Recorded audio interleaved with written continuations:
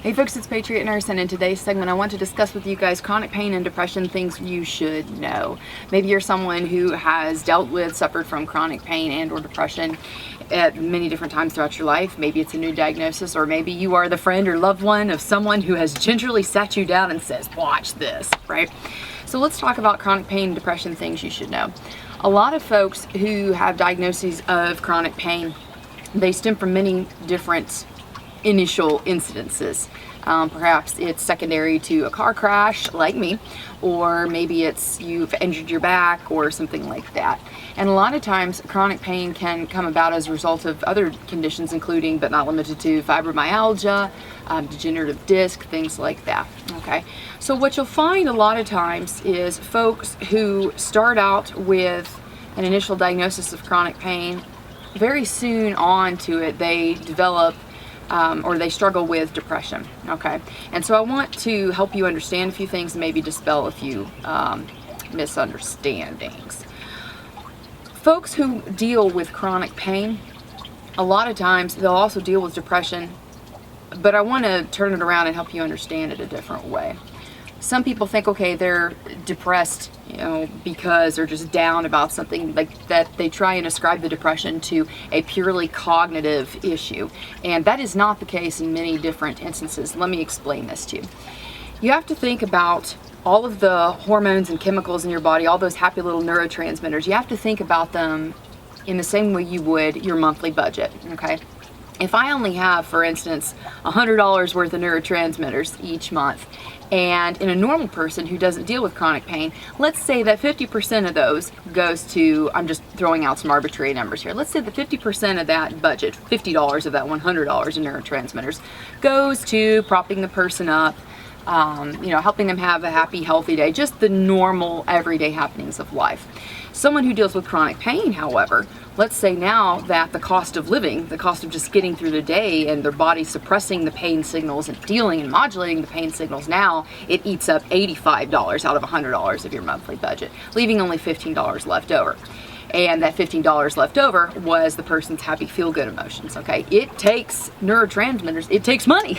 It takes neurotransmitter money to be happy, okay? So for someone who is using up their good, feel-good hormones, their feel-good neurotransmitters, who's using those up just to get through the day, that leaves very little left over to feel happy and, to be engaged in life. One of the ways that this manifests is that people oftentimes will withdraw. And from the outside, some folks, family, friends may look at this and say, okay, well, they're depressed because they can't do what they used to do, or they're depressed because they're hurting and they feel bad about life. But I would submit that a lot of the withdrawal and the coping mechanisms comes from the person really just trying to maintain a homeostasis. Okay, one of the ways that people deal with chronic pain is to sleep more. Some people drink more, some people smoke more, some people watch more TV, and this is commonly seen on the outside as, okay, this person's just being lazy, I'm trying to think of a G-rated term for BSing, okay, they're BSing their way through life. They say they're disabled, and look at them, they're fine, they can do stuff, like I saw them out in the yard the other day, and look, they can rake. One of the things a person has to understand about chronic pain is that it comes and it goes, okay? You may feel really great one day, and are we going to judge people or penalize people for trying to accomplish what they can on the days they do feel good, right? So oftentimes it's this kind of nasty cycle where where people feel guilty for feeling bad and not being able to accomplish stuff on the days where they're struggling a lot more with pain, and then on the days they can accomplish things, it's almost like they're penalized or judged in a way by people around them, okay? For those who deal with chronic pain, having a good support system or having people who understand you in your life is really critical. I would say that even if you don't have someone in your close circle of friends, have someone that you can talk to regularly if you can find them. And heck, even if this means going online and talking to people about this, have someone that understands you and understands what it's like to go through these issues. Personally, just put a little bit of Patriot Nurse on the table here. One of the biggest challenges for me, and I was injured in 2012, April of 2012. And so at the current time, the making of this video, It is 4 years out. The progress that I've made comes and goes, comes and goes. There are times when I know that I am only going to have 4 hours worth of time to accomplish things during the day due to the fact that I'm either exhausted or in too much discomfort to be able to accomplish much. 2 days ago, to give you an example, I just got back from teaching a class, which I love, and you know, being on the road and doing things like that, it takes a lot of energy and it takes a lot out of people. So the day that I got back home, 2 days ago, I spent every awake hour in pain, and I couldn't accomplish very much. When I slept, when I finally got good sleep, that reset me enough, and I woke up the next morning feeling wonderful and like I could accomplish things. So it makes it difficult for people on the outside to understand the very transient nature of your abilities, right? Because it seems like one day, okay, like she's fine, and the next day, oh, she's BSing about her ability. It's not that. And I think for a lot of folks who deal with chronic pain, the departure from what we used to be able to accomplish, the like, oh gosh, like I'm the type of person, okay, nurse here, I used to be able to be on my feet for freaking 14 hours a day, going to the bathroom twice, you know, being able to go and do things. I did not need the amount of recharge that I need now. And being more of needing more help, needing more like, hey, can you help me lift this? Hey, can you help me put the dishes away? Things like that, not being able to accomplish the same level of things that I used to, that has been a challenge for me. And adjusting to a new normal has been a challenge. With a lot of folks who deal with chronic pain, that adjustment to a new normal is a very depressing thing. And so it's a departure from what you used to be able to do.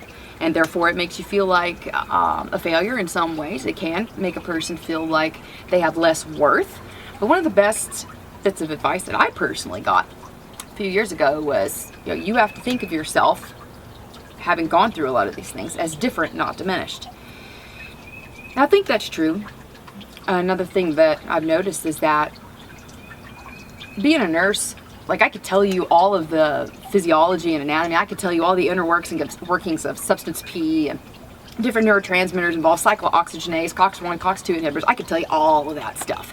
But not having the experience component, I didn't understand it. So going through this stuff, I have more empathy for people now. I think I have more of a genuine understanding for what folks are going through. And as a consequence to that, I have a little bit more grace for folks. Some folks. And other people, I'm like, wow, you are a really, really heartless person. Stay away from me. I want nothing to do with you. No, it gives you perspective. That is what life experience does. It gives us perspective on things, right? So that's one thing that you can, on a positive end, draw from going through some of these things. We are finite creatures. We live in a world of concrete, flesh, blood, bone, marrow, and we have limited ability to regenerate. And as a consequence to that, we are going to have a different perspective on things throughout our life. So that's one way that you can kind of spin it for a positive.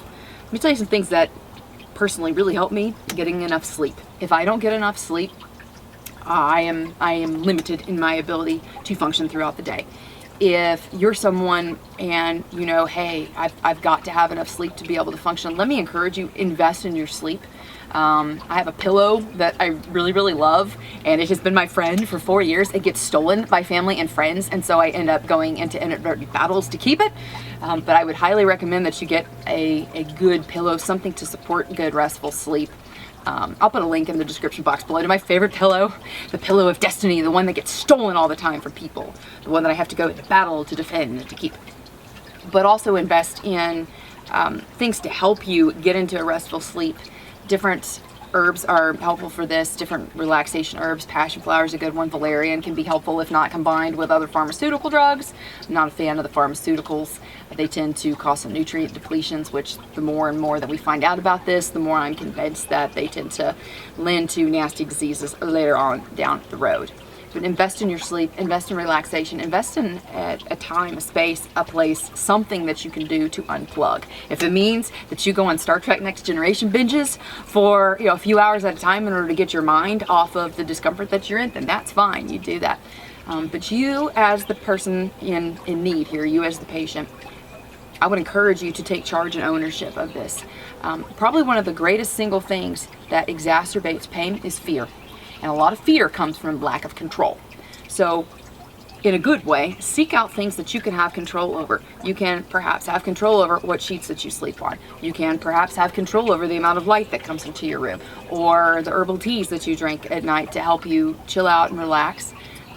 Things like that, things that you can exert a reasonable level of control over, and intervention, the step that you can take. And hopefully that'll help you. I pray it does. It is not fun. And for those of you who followed the channel for a while, I've been a little behind in making videos, and I apologize for that. There's just some things that I'm not able to do when I'm feeling bad. So I'd really appreciate the prayers that you would like to lift up for me. I need them. And I want to thank you guys for being dedicated and loyal followers to the channel, even when I'm not feeling super great. I appreciate you guys being there for me in the well wishes and interacting with me on Facebook. If you would like to come to class, the next class that I'm going to be teaching that isn't sold out is in July. I've got space in the Grand Rapids class in July, Grand Rapids, Michigan, and this is 2016, okay, 2016, July, Grand Rapids, Michigan, and then also I'm going to Boulder, Colorado. Check out the full schedule at the website, thepatriotnurse.com. The classes are 2 days long, right? And we cover topics, everything from definitely dealing with chronic pain, which I have wonderful insight on. And then also, of course, how to take care of your family. What do we do about pandemic flu? What do we do about cholera, typhoid, E. coli, listeria, Hep A, all of these things. Complicated wounds, what do we do about that? How do we make sure that our family members stay healthy and that we can take care of them in times of peace or in case things don't go so swimmingly? A little bit of attention paid to the news, I think, would compel reasonable and rational people to prepare for things. The rise and fall of civilizations is well documented in the text of history books, and I think we're making some of the same mistakes that different civilizations and nations have made throughout time. So, Lord willing, we won't need any of the things that we prep for and that we train for in class, but I'm betting that we will. I hope it was helpful for you guys today. If you did enjoy the video, please subscribe to me, Patriot Nurse, and also like me on Facebook, follow me on Twitter. Come out to class. I'd love to see you there. For now, it's Patriot Nurse signing off, and I'll see you guys later. Bye.